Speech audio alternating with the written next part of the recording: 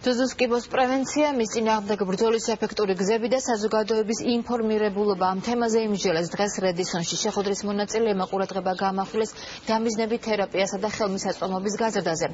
ევროპა დონა საქართველოს პაციენტების დასახმარებლად სახელმწიფოს მიმართავს.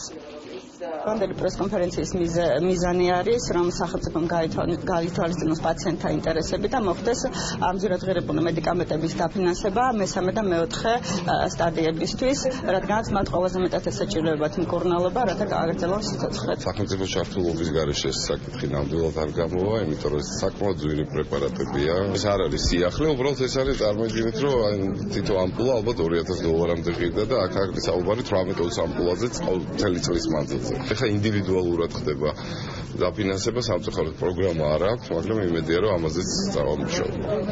კერძის კიბო ეს არ არის განაჩენი ადამიანისათვის, ქალბატონებისათვის და ამ მიმართულებით არაერთი ნაბიჯი გადადგმული თბილისის მუნიციპალიტეტის საკრებულოსა და მერიის მხრიდან და ბუნებრივია, რომ ჩვენ ამ მხარდაჭერას გავაგრძელებთ.